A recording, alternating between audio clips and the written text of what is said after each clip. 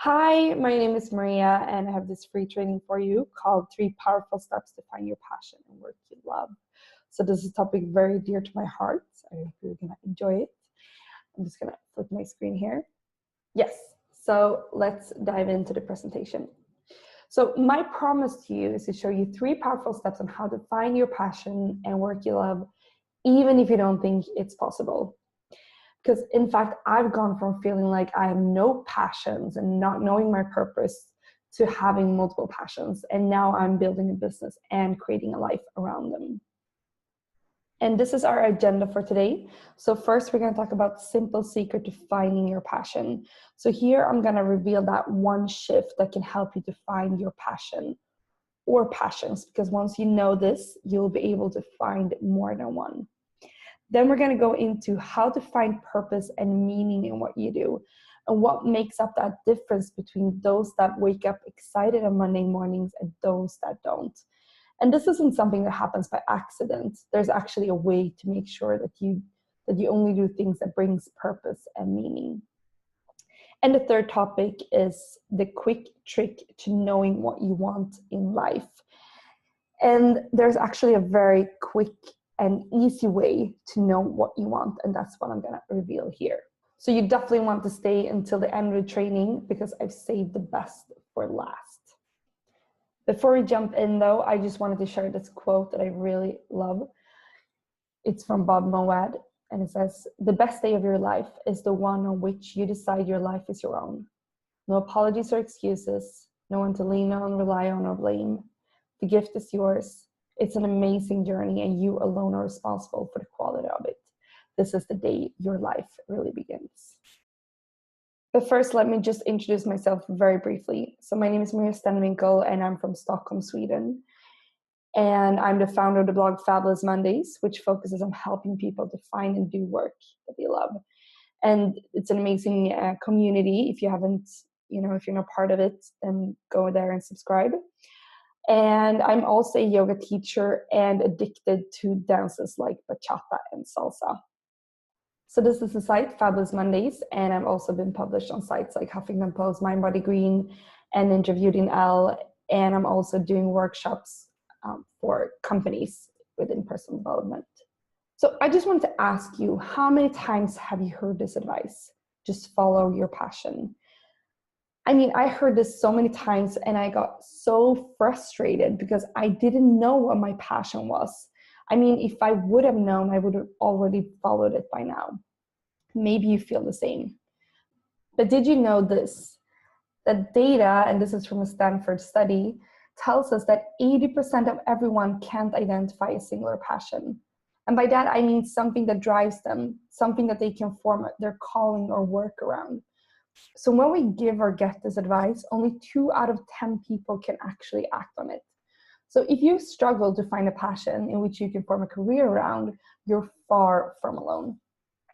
So that's actually my goal today, to help you become, one of those people in that group of 20% to actually know what their passions are, or that you'll actually start discovering them so that you can be among those 20% who do know that.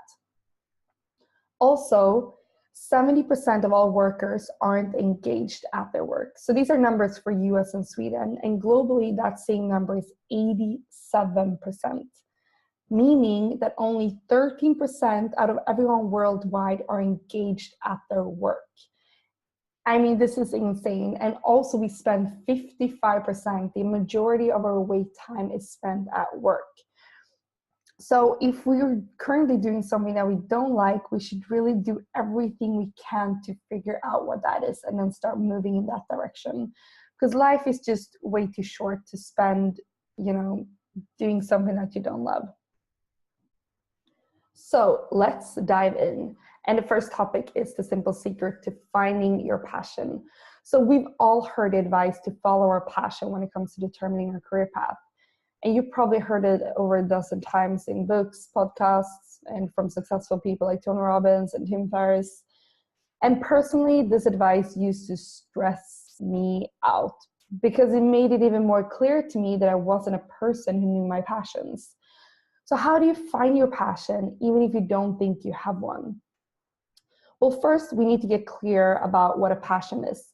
And a passion isn't something that you just stumble upon one day. It isn't something that's hidden inside of you that you one day just realize. Instead, a passion is this. A passion is something that you work into and it builds over time. So we're not looking for hot and steamy and passionate one night thing here. We're actually looking for true and lasting love. And true love requires time, dedication, and commitment, right? Now, let's look at how life is for many of us today. So first of all, we want things now. We live in a fast-moving, instant delivery and on-demand society, and we want things now. We don't like waiting. Also, we crave instant gratification. We want instant results, and if not, we lose interest. So I have a friend who came with me to bachata a few weeks ago, and I've been dancing now for over 2 years. And during her second class, she came up to me and she was kind of upset because she felt like she couldn't really keep up with me. And I mean, this is kind of crazy because we're not supposed to be experts when we start.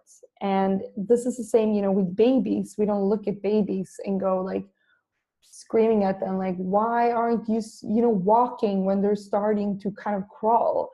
Instead, we give them that time to crawl and to first maybe start crawling backwards and then to stand up and fall down and stand up again. And, we give them that time to actually develop that. So, this instant gratification can lead us to actually focus on short-term results and kind of short-term pleasures like Facebook. Anyone addicted to that?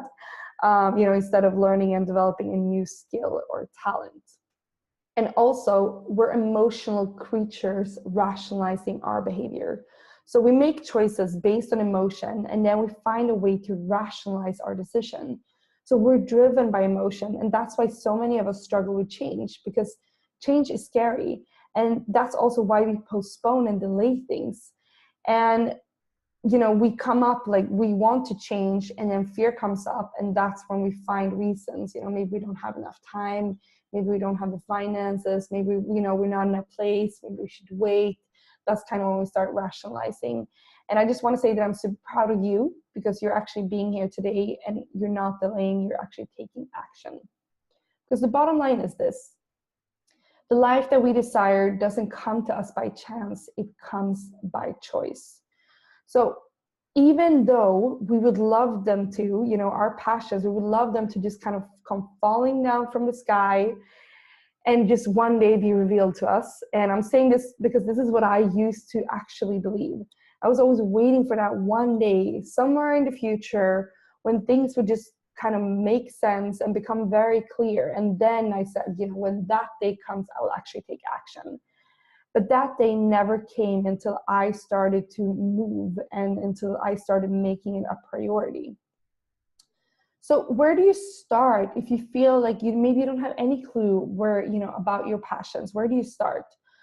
Well, you stop looking for your passions and instead you start looking for your curiosity. So your curiosity is extremely powerful. Let me explain. So curiosity is, first of all, way easier to reach than passion, because your passions might not always be available to you, but your curiosity is, because there's always something that you can be slightly curious in. Maybe it's a YouTube video, maybe it's a book, maybe it's a new sport, or maybe it's a class about a specific topic.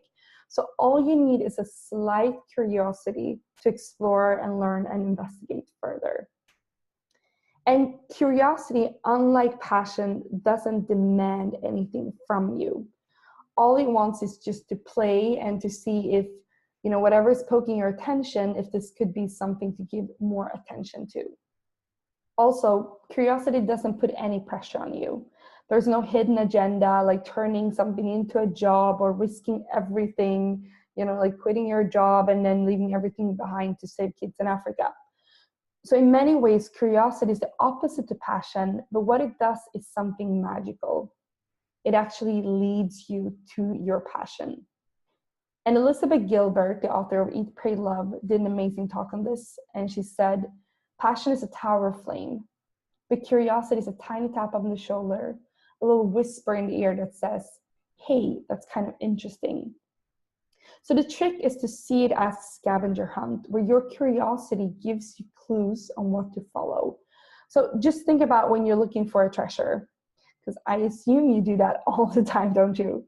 I mean, you don't try to go directly to the treasure because you don't even know where to start looking.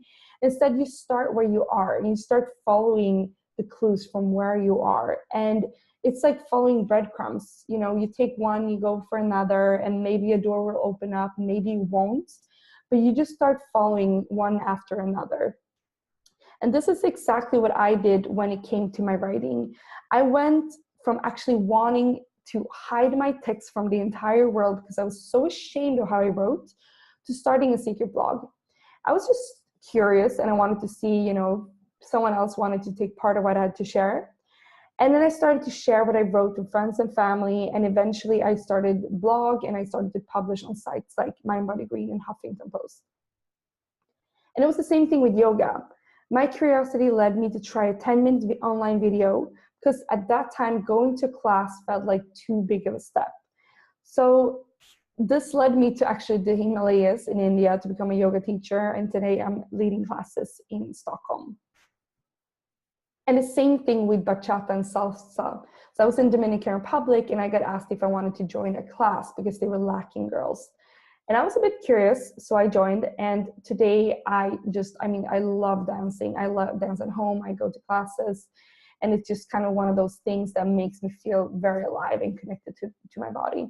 So thanks to curiosity, I went from feeling like a passionless person to one with multiple passions.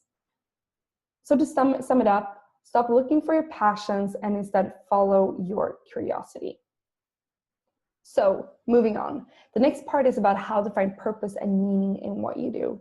And Wayne Dyer said, doing what you love is the cornerstone of having abundance in your life. And being a person today who really loves what I'm doing, I can really confirm to this. Because in life, we either show up for what we do, how we do it, or why we do it.